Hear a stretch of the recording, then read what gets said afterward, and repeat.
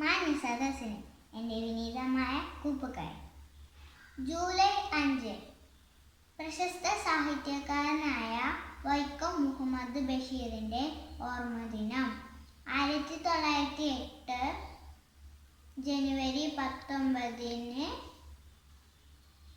വൈക്കത്തായിരുന്നു അദ്ദേഹത്തിൻ്റെ ജനനം.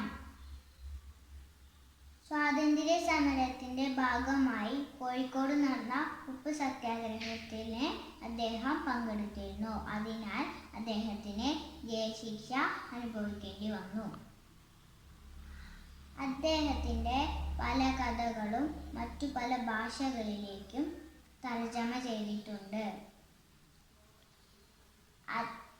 അദ്ദേഹത്തിൻ്റെ പ്രശസ്തമായ കഥകളാണ് പാത്തുമ്മയുടെ ആട്, മാന്ത്രിക പൂച്ച, മതിലുകൾ തുടങ്ങിയവ.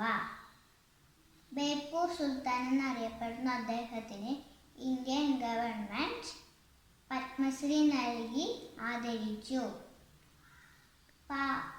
പാവപ്പെട്ടവർക്ക് പോലും മനസ്സിലാകുന്ന വിധത്തിലാണ് അദ്ദേഹത്തിൻ്റെ കഥകൾ. നമ്മളെ ഒരുപാട് ചിരിപ്പിക്കുകയും കരയിപ്പിക്കുകയും ചിന്തിപ്പിക്കുകയും ചെയ്ത അദ്ദേഹത്തിൻ്റെ ഓർമ്മകൾക്ക് മുമ്പിൽ നമസ്കരിച്ചുകൊണ്ട് നിർത്തുന്നു. നമസ്കാരം.